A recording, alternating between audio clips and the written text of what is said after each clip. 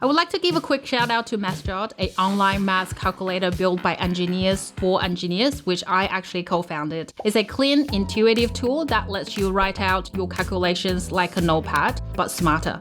You can define variables, use systems functions, and your entire work process stays organized and visual. Whether you're a student, engineer, or just someone like me who loves clarity when running the numbers, MathJot makes it faster to think, write, and solve. It's free to get started, and you can use my code IREN25 to get 25% off on annual subscription.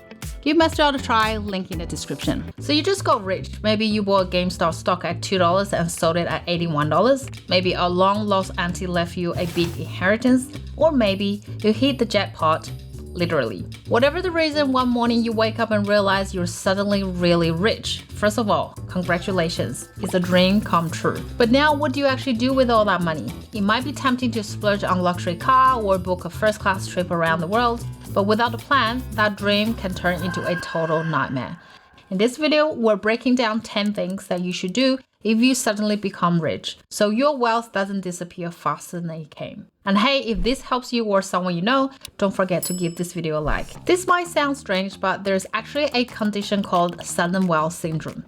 It's a psychological response to, well, suddenly having a lot of money. And for some people, that wealth can trigger serious emotional stress. Common symptoms include anxiety or fear of losing the money, guilt, especially if others around you are struggling, identity confusion, like who am I now that I'm rich, and behavior changes like impulse spending, isolation, or broken relationships. It usually boils down to two things: lack of financial education. Most people haven't learned how to manage large amount of money. It's not taught in school. Pressure from others, family, and friends might expect a piece of the pie, and that pressure can be intense. That's why having a plan is so important, because now it's not just about managing the money, it's about protecting your mental and emotional well-being too. The very first thing that you should do, keep it to yourself. Don't tell your best friend, don't text your cousin, don't even tell your parents just yet. The temptation to shout it from the rooftop is real, but as soon as word gets out, things can get complicated. People start showing up with business ideas, loan requests, or guilt trips. Some might even get weird or distant.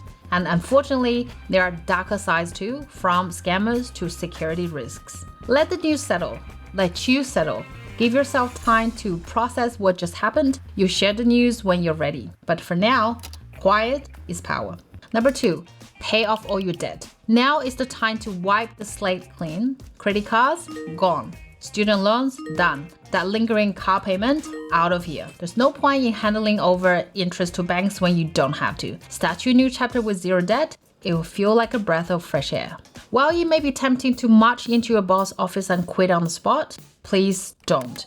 Instead, continue working at your current job for the time being, pretending nothing has happened. This will allow you to keep that sense of stability or sanity while you're figuring out your life adjustment with the newfound wealth. It also will help you avoid the temptation to dive into your money for everyday expenses. Number 4, let the money sit. This might be the hardest part. Do nothing. Secure the funds somewhere safe. Think high security account or short-term treasury, then let it sit.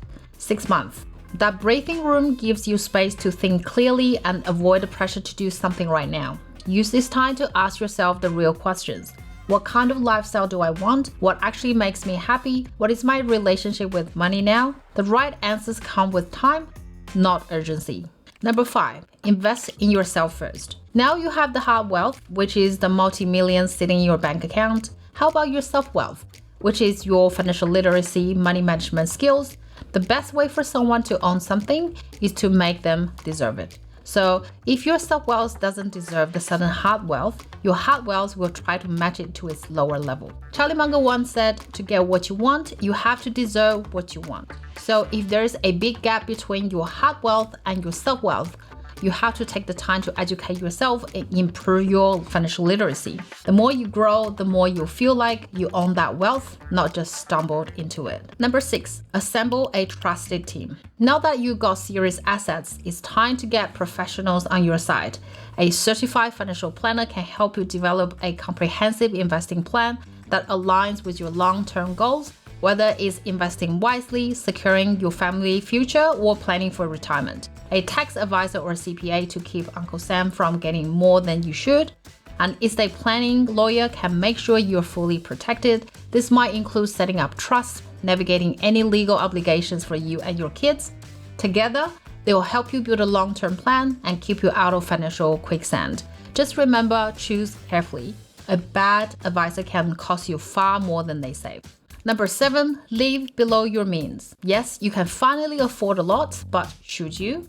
Try living below your means even now. The 5% rule is simple guide. Only spend around 5% of your wealth each year. Why 5% is based on the average long-term return of investment 10% minus inflation and fees. So if you got 5 million, think about living on 250,000 a year comfortably and sustainably without touching the capital. Not sure how much you are currently spending? Use a simple Google Sheet to track your income expenses. I'll drop the link below. Number 8, learn to say no. This one is tough but crucial.